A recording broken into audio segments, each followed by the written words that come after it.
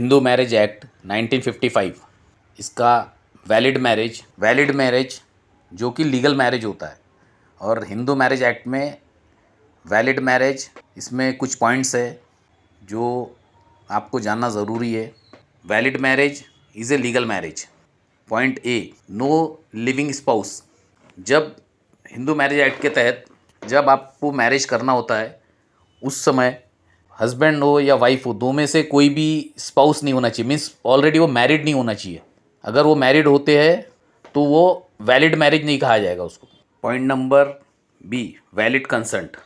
Valid consent means दोनों की सहमति होना चाहिए, हस्बैंड और वाइफ की। उसमें कोई अनड्यू इन्फ्लुएंस, कोएर्शन, थ्रेट, फोर्स या किसी तरह की डील नहीं होना चाहिए। अगर ऐसा कुछ होता है तो उसे वैलिड नहीं माना जाएगा।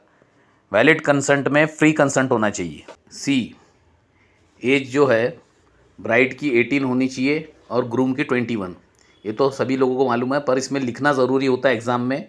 हिंदू मैरिज एक्ट में 1955 में ये कंपल्शन है कि भाई आप डेट भी मेंशन करें अगर कोई क्वेश्चन आपको आता है तो। इसमें D, no prohibited relationship. Hindu marriage act में उन लोगों में शादी नहीं हो सकती जिसमें प्रोहिबिटेड है।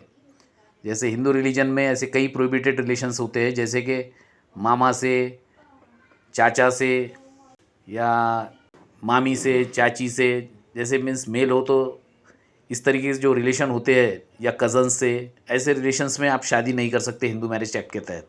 ये प्रोहिबिटेड होता है। No sapinda relation. Sapinda relation in Hindu marriage act, इसमें अगर एक्चुअल देखा जाए तो ऐसा है कि इसमें ब्लड रिलेशन में आप मैरिज नहीं कर सकते। जैसे कि आपके मदर के तरफ से 3 जनरेशन तक आप मैरिज नहीं कर सकते, और फादर के तरफ से आप 5 जनरेशन तक, साइड से 5 जनरेशन तक आप शादी नहीं कर सकते उसमें।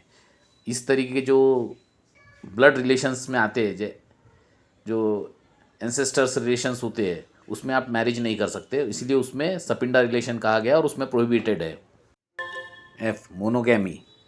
मोनोगैमी मीन्स आप इसमें हिंदू मैरिज एक्ट के तहत जो भी आता है उसमें आप सिंगल मैरिज कर सकते, आप दूसरी मैरिज नहीं कर सकते इसमें। अगर आपको दूसरी मैरिज करना हो तो आपको फर्स्ट पहले डाइवोर्स लेना होगा, उसके बाद ही आप दूसरी मैरिज कर सकते हिंदू मैरिज एक्ट के तहत। इसी को कहा गया monogamy. Hindu marriage act of 1955 also prohibited polygamy.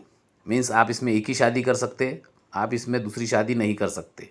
Ji, proper सोलमनाइजेशन। Proper सोलमनाइजेशन means जो उसमें कल्चर में, ट्रेडिशंस में जो होता है, जिस तरीके से उसमें अग्नि के फेरे लिए जाते हैं, 7 स्टेप्स लिए जाते हैं, ये होना ज़रूरी है हिंदू मैरिज एक्ट में के हिसाब से। तो ये जो सोलमनाइजेशन होता है उनके जो पंडितों के द्वारा लिया जाता है, और कुछ वचन वाक्य बोले जाते हैं उसमें।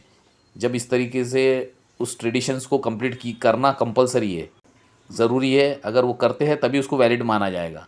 वो एक ट्रेडिशन का एक पार्ट है, वो भी इनको हिंदू मैरिज एक्ट में। जितने भी पॉइंट्स है, इन कंडीशनों को फुलफ़िल करना कंपलसरी है, और अगर इसमें फेलियर होते हैं तो ये मैरिज को declare null and void declare किया जाएगा।